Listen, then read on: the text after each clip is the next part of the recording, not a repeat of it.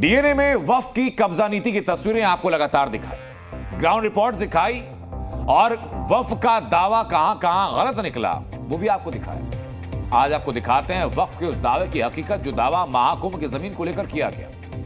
वक्फ ने दावा तो ठोका, लेकिन इस दावे का जवाब दिया खुद योगी आदित्यनाथ ने। मुख्यमंत्री योगी आदित्यनाथ ने कहा कि वक्फ बोर्ड है या भूमाफियाओं का बोर्ड है।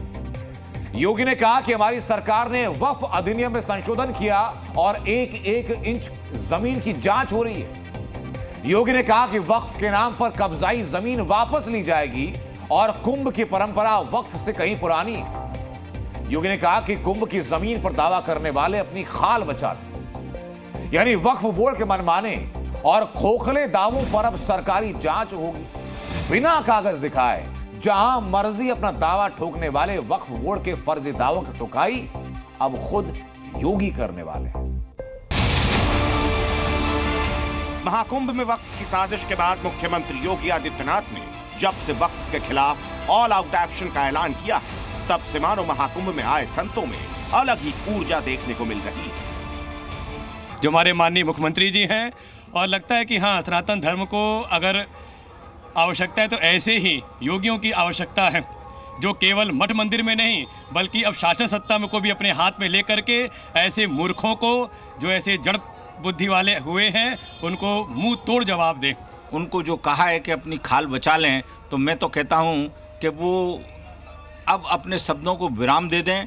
अगर एक बार सनातन संस्कृति के लोग जाग गए तो उनको फिर बांग्लादेश और पाकिस्तान में भी जगह नहीं मिलेगी। तो मैं इसके लिए माननीय मुख्यमंत्री जी को बहुत बहुत धन्यवाद देना चाहता हूं। योगी आदित्यनाथ ने आज वक्फ के दावेदारों पर हंटर चलाने की जो बात कही, उसकी मांग संत पहले से ही कर रहे थे। संगम नगरी में पहुंचे संत वक्फ के दावों से इस हद तक आहत कि उन्होंने तो वक्फ के दावेदारों पर बुलडोजर और बुलेट एक्शन की मांग कर दी।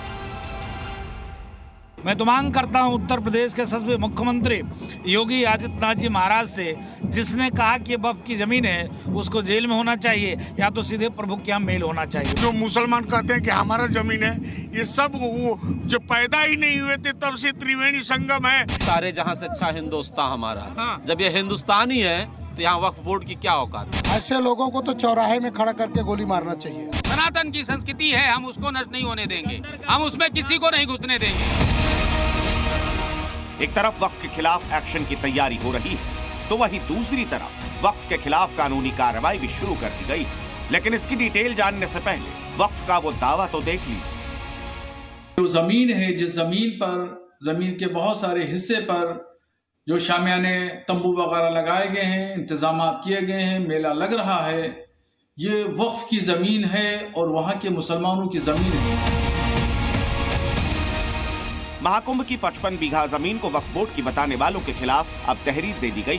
बेबुनियाद और आधारहीन तर्कों के जरिए सांप्रदायिक माहौल खराब करने के आरोप में मौलाना शहाबुद्दीन रिजवी बरेलवी समेत अन्य लोगों के खिलाफ एफआईआर दर्ज करने की मांग की गई। महाकुंभ की धरती पर दावा करने वाले वक्फ पर डबल एक्शन की शुरुआत होने जा रही है। यहाँ जो एकता हुई है, उस एकता से जितने जिहादी टाइप के लोग हैं, विरोधी टाइप के लोग हैं, बौखला गए हैं, उन जरूर बातें कर रहे हैं।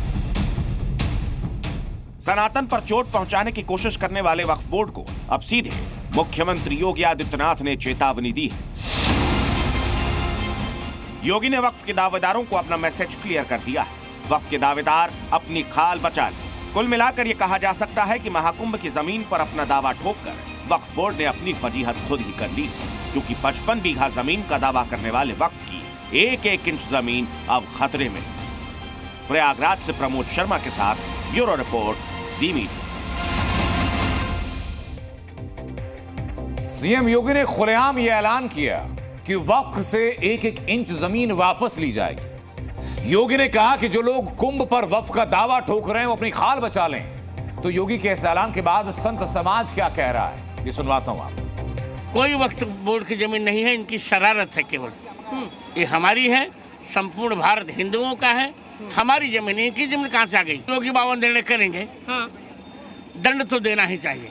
वक्फ बोर्ड की अगर संपत्ति है तो इस बारे में उनको रेवेन्यू बोर्ड में जाना चाहिए, अपनी बात कहनी चाहिए।